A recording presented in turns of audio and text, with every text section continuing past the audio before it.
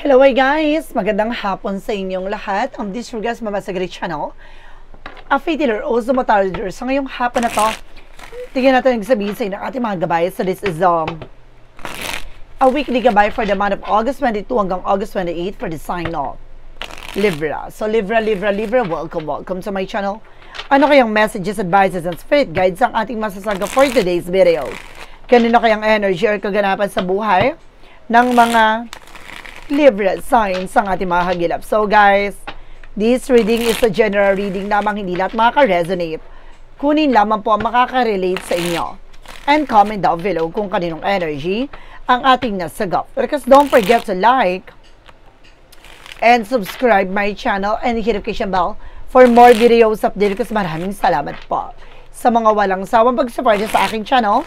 Lalo-lalo na ang skip ng ads na way pagpalain po kayo ng Diyos at may kapal. Siksik liglig nag-uumapaw na biyayang manubalik sa inyo.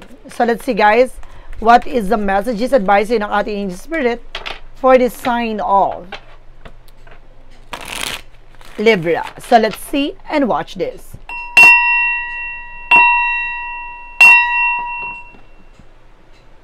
Ano kaya kaganapan sa buhay ng mga Libra signs ang ating mga gilap? Tuklasin at bubulabugin natin angel spirit plus give me information po.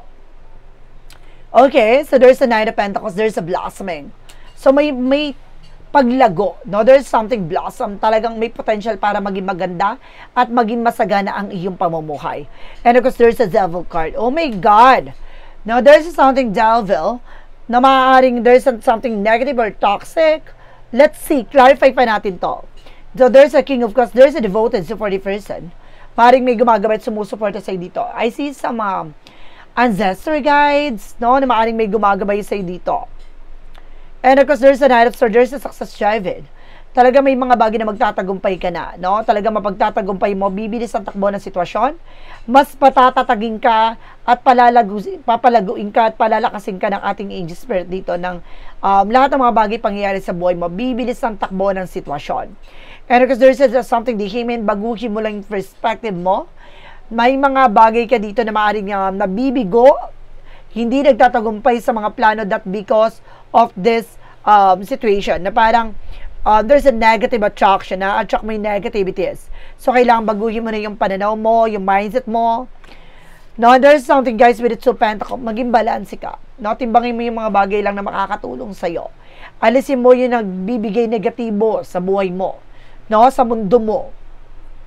The Nine of Pentacles represent with the Three of Cups. Now, there's a lot of celebration coming in.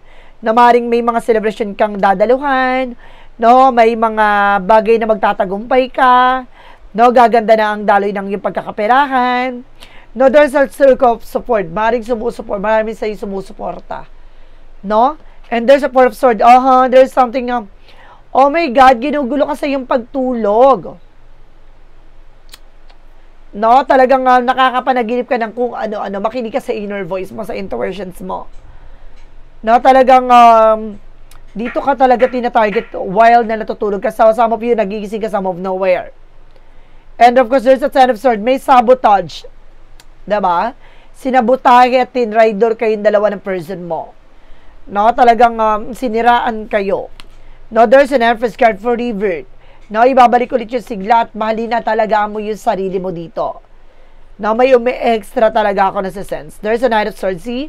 Nagkakaroon ka ng anxiety, sleepless night, kaya ka lutang, balisa. No, may babae ako na sense dito, maaaring there's a third party. No, maaaring yung person mo ay maaaring mayroong taong may gusto sa kanya. No, or mayroong kinalolokohan, or either there's something na gayuma. No, kasi may Four of Swords That's the Devil card. So, ibig sabihin dito, balisa, no, and of course, di mapakali, lutang, no, ganun yung person mo, there's something gayuma. And of course, there's a Knight of Wands, no, slow and steady, matuto tayo maging kalmado, huwag ka masyadong agresibo. Kailangan na unawain mo, pag-aralan mo mabuti yung bawat action and decision mo. And because there's a Eight of Swords, see, there's a lot of toxic and negativities around you. Oh my God, there's a third party talaga ako nakikita dito, guys. No? Malaking factor dito with a toxic family. Maring tutol sa inyong relasyon. Hadlang sa inyong relasyon. Or maaaring meron talagang sumasapaw sa inyong relasyon. No, there's a Page of Cups, no, tama ka ng intuition. Tama ka na nakikita ng nararamdaman. No, hindi kayo niligaw ng ating gabay. No, there's an Ace of Pentacles, may kinalaman daw to tungkol sa pera. No, may malaking pera or malaking halaga na maaaring related dito. No, there's something that will come with a partnership. Parang ayaw mapunta sa, parang ang gusto nito, hindi mapunta sa partner mo, sa asawa mo, yung mga pinaghirapan mo, or either cross-watcher there na maring ayaw mapunta sa person mo yung pinaghirapan mo. Or yung mga ayaw ng, there's a toxic family. No, parang ayaw ng, napupunta yung attention mo sa ibang bagay, sa ibang tao. No? I see some toxic family dito. And of course, there's an Eight of Pentacles. No, lahat ng trabaho mo, kumbaga pati sa trabaho, nawawala ka sa focus, nawawala ka sa concentration. No, ginayuma ka ng sarili mong kamag-anak or pamilya dito, guys, There's a King of Wands, sa vision. No? Meron ka ng hinala. No, nararamdaman mo to, nakakaiba na yung pakiramdam mo. No, may nararamdaman ka rin sa katawan mo, kakaiba. And there's a full card. Huwag ka masyado nagtitiwala. No? Parang ang nangyari dito, parang ayaw kang makalaya.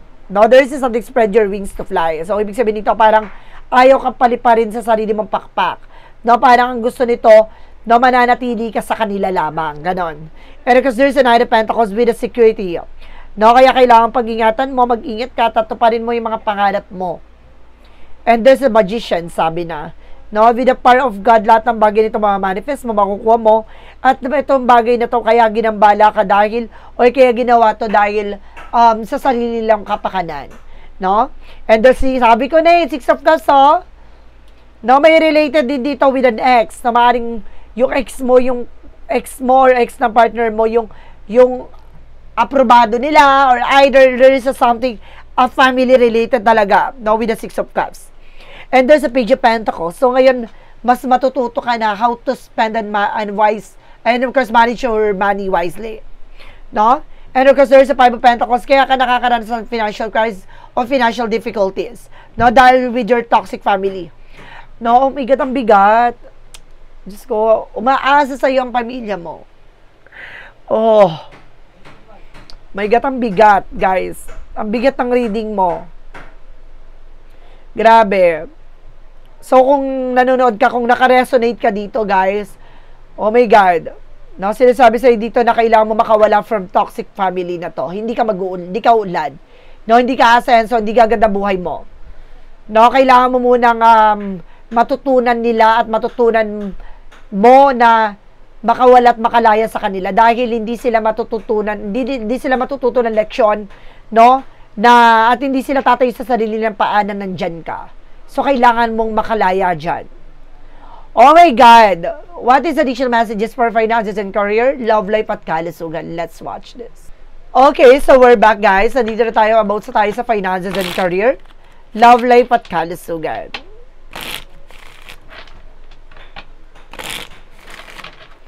Okay, so we proceed na tayo. Pagdating sa finances and career, so there's a Six of Pentacles. So see, there's something na magtutuloy-tuloy na nga lang, 'di ba? Talaga sila sa dito tumutulong ka, nagbibigay ka talaga. Now, there's something, guys, with a wheel of fortune, with a good luck. Now, iikot ng kapalaran, maaaring pumabor na sa'yo. Gumanda na ang ikot ng kapalaran pagdating sa finances mo. And there's a Five of Wands. See, meron talagang kumakalaban na nagbibigay komplikasyon, competitors. No? Meron talagang nagbibigay negatibo dito sa finances mo. So, there's a Ten of Pentacles. Magkakaroon ka ng long-term success and financial security. Now, there's a Three of Pentacles. Kailangan mong magkaroon ng silent no contact, no? Kailangan pili mo yung mga taong pagkakatiwalaan mo, yung mga taong kakausapin mo. And there's a Seven of Swords stickiness. Now, there's a cheating, lying. No, mga sinungaling. Alam mo yung tipong kung ano na lang hinihingi sa'yo. Yung tipong kahit ano na lang idinadahilan sa'yo para lang makakuha ng pera sa'yo. May sakit sa ganto, kailangan ng ganto. Oh my God! Grabe. Pagdating sa love life, there's a Two of Wands. No? Kailangan piliin mo, no? Kung ano yung mga bagay na makakatulong sa'yo. Maging mature ka na pagdating sa relationship. No? Kailangan mo na magkaroon ng sariling disposisyon. No? Sariling desisyon. And this is the High Priestess. May mga hidden agenda or hidden enemies. So, talagang meron talaga ditong gumagawa ng komplikasyon pagdating sa relasyon mo. No, sila yung gumagawa ng eksena para masira ka, magkasira kayo. Kaya, lahat ng mga makakarelasyon mo, ganun yung nangyayari, no? And there's a Death card. So, kailangan ng tapusin. No, kailangan na wakasan yung sigalot na nangyayari sa'yo sa ganyan. No, you need to move forward. Kailangan na makamove on, makawala ka dyan. And there's a Six of Wands for magtatagumpay ka. No, makukuha mo yung tamang pagkakataon at makukuha mo yung para sa'yo talaga. No, pagdating sa kalusugan, there's a Seven of Wands. Proteksyonan mo yung sarili. Kahit masakit ka na, trabaho ka ng trabaho. No, kahit hindi mo na kaya, pinipilit mo. No, there's a Two of Swords. Kailangan mo ng desisyon dito, no? No, kailangan mo makinig sa inner voice mo, sa gabay mo. No, there's an Ace of Wands. Magkaroon ka ng mabagong plano, proyekto. No, na makakatulong for you. There's a Judgment. Wake up call. Ginigising ka sa katotohanan ng you need to pay attention. Kailangan mo rin ng unwind. No, kailangan mo rin makahinga. No, there's the Word card. Something trouble, success, accomplishment. At magsasucceed ka talaga pagdating sa kalusugan mo. No, isa sa bagay kaya ka nagkakasakit, kaya kung ano nararamdaman mo, that because of this toxic environment. No, there's an 8 of Wands. So, some of you magta-travel dito international. So, maaaring mangingibang bansa ka, no, aalis ka, lilipat ka, there's a good idea. So, let's see what is additional messages. With the power of the deck, there is something at 10 of Cups. It's all about family. No, talagang kailangan mabago yung perspective nila, yung mga nakasanay or cycle. No, baka may chance pa na maaaring bumangon at maging maganda ang inyong pamilya. No, kasi, oh my God, it's very negative talaga, guys. What is additional messages with the Magic of Fire messages, advices, and of course, pick a card, yes or no. Alamin natin yung magiging sagot sa tanong mo. And of course, guys, kung bago ka sa channel ko, pick a card, yes or no, pwede ka magtanong, isa lang ang magiging sagot dyan within 1, 2, or 3. Then of course, kapag nakapag-isip ka na ng tanong, nakapili ka na ng sagot within 1, 2, or 3, please comment down below kung anong number na pili mo at malalaman mo ang sagot sa dulo ng reading na to. Then of course, guys, maraming salamat po sa mga nag-share ng aking video sa namang uri na social media platforms. Maraming salamat po. Maraming salamat po sa mga bagong subscriber and followers natin, and of course sa mga solid subscriber and followers natin dyan. Maraming salamat po sa inyo. So let's see what is the Magic of Fire messages, advices. So let's watch this. So guys, we're back. Nandito tayo with the Magic of Fire messages, advices. With the Magic of Fire messages, advices. So there's a dietary change. So kaya mong mag-diet, no? Na kailangan, kumbaga nagkakaroon dito sa stress reliever mo siguro yung pagkain, no? Kailangan mo mag-diet. And there's a let go. See, talagang kailangan mo talagang i-let go, guys. No? Surrender talaga. And there's a winter. Ngayong winter season, masasagot na lahat ng katanungan mo. So let's see what is the Yin and Yang Oracle card. Represent what? For Yin and Yang Oracle card, there is something lost. No? Nawawala na unti-unti sa'yo lahat. So, ibig sabihin dito, guys, it's time na kasi hindi ka pa bata. No, nagkakaedad ka na. So, you need to move forward. No? Kailangan mong, self-care, alagaan mong sarili mo. 'Di ba? Hindi na same energy yung bawat taon, ganyan pa rin yung lakas mo. So, kailangan mo mag-invest to yourself. This is a message and dream. See, ito pa rin mo yung mga pangarap mo. Kasi mas lalo kang hindi makakatulong kapag wala ka na. At hindi ka nila matutulungan kapag nanga ka na. Diba? So, kailangan magkaroon ka ng sarili mong savings. No? Emergency funds. For synchronicities, there's a river flow. Dadaloy ng sitwasyon. No? Magiging maayos ng kalagayan mo. There's a community. So, kailangan baguhin mo yung environment mo. Yung mga nasa paligid mo. So, let's see what is the romance I give for a Mystic Love Oracle deck. And there's a gambling. No? Some of you guys, no? Baka yung pamilya mo or yung mga tao sa paligid mo na maaaring nagsusugal pa. No? Or kailangan mo talagang isugal itong laban na to. No? Kailangan mong subukan. Dahil walang mababago kung hindi mo ita-try. No? There's an anxiety and worries. Nangangamba ka na, natatakot ka na. No? Nagkakaroon ka ng anxieties. What is Archangel Michael messages? God is in charge, no? Siguro kaya binibigyan ka ng awakening or kaliwanagan dito dahil alam ng ating Panginoon lahat ng mga sakripisyo mo. No? Masyado ka ng, kumbaga, niloloko, no? At ginagamit. For Jesus' loving quote said,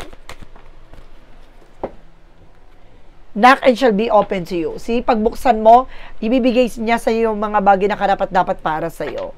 See, dapat pagbuksan mo dahil itong bagay na to ay magbubukas ng bagong oportunidad at bagong kalaman at kamalayan sa iyo. Angel's number represent what? 0110 with a belief system. Diba? Yung pinaniniwalaan mong sistema ay kailangan babago. And of course, let's see. You're blessed with the talent and skills that make it easier for you to stand out from the crowd. Embrace what make you different. That your path to success, your dream will soon come true. Matutupad yung mga pangarap mo kung babaguhin mo yung maling sistema, no? Na nagpapaikot sa buhay mo. What is the Money Oracle deck? Helping hand. So, talagang marami kang tinutulungan. No? Pero, hindi mo na kaya. So, kailangan mo talagang tutukan mo na yung sarili mo. What is the shadow work represent what?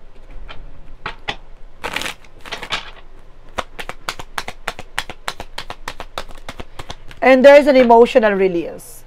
Diba? Catharsis, purification. Kailangan let go, create space for new beginning. So see, kailangan mo talaga i-let go at kailangan mo palayan, pakawalan at magkakaroon ka ng bagong simula.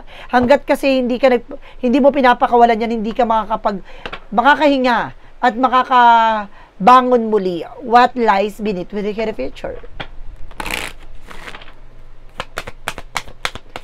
Don't want to hear it. Parang may mga bagay na ayaw mo nang marinig. Natatakot ka na kasi sa bawat tawag, sa bawat hinaing, no? Kung ano sinasabi, ganyan. Oh, diba? There's a toxic talaga. Talaga sinasabi, isa yung sinasabi ng baraha, guys. No, naluloka ako sa inyo, guys. Clarifying for your love situation. No, there is something, guys, with a moonlight unity. Use understanding to have a greater emotional balance. So, kailangan intindihin mo naman yung kaligayahan mo, yung sarili mo. No? At magiging balance ka at magiging maayos ang sitwasyon mo. Clarifying for your life situation.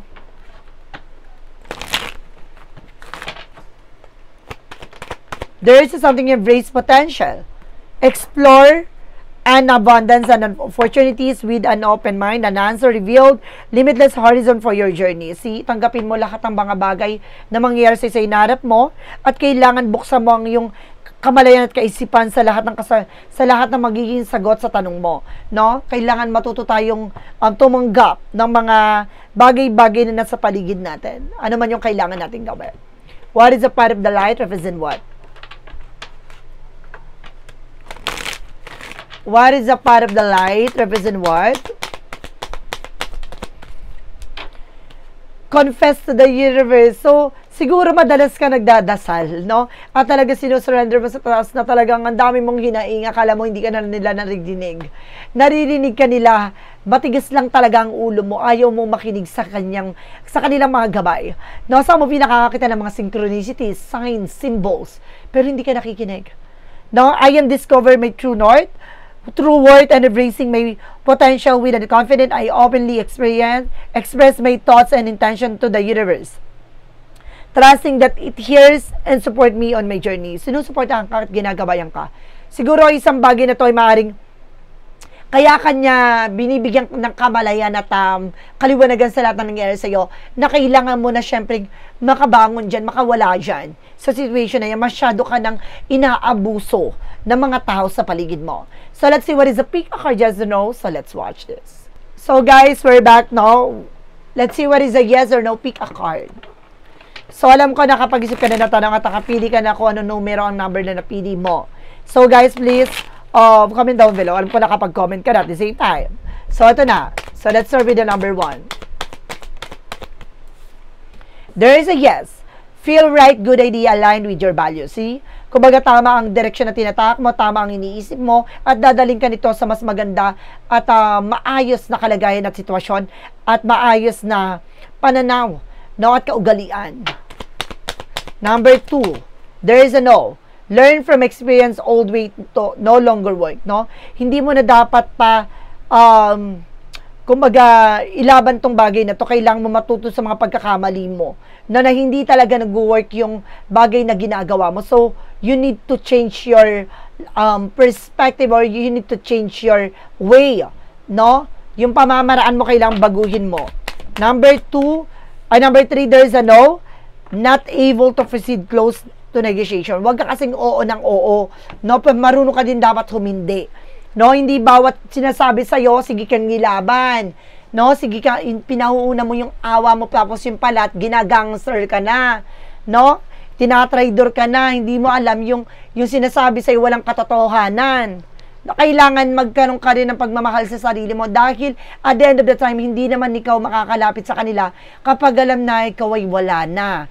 No, kapag wala ka ng kakayanan, ganito, hindi ka nila matutulungan. So, kailangan na sa realidad ng buhay, sa realidad ng mundo, kailangan maging maingat at maging wise tayo sa mga pinagirapan natin. So guys, this is my weekly gabay for the month of August 22 hanggang August 28 for the sign of Libra. So Libra, maraming salamat po for this wonderful reading. So once again, this reading is a general reading lamang, hindi lahat makaka-resonate. Kunin lamang po makaka-relate sa inyo, and comment down below kung kanino ng energy ang ating nasagap. And of course, don't forget to like and subscribe my channel and hit the notification bell for more videos update. Then of course, maraming salamat po sa mga walang sawang pagsuporta sa aking channel, lalo na ang skip ng ads away, pagpalain po kayo ng Diyos at may kapalisiksik liglig na gumapaw na biyayang manong balik sa inyo. Maraming salamat and see you the next video. Bye-bye and babush.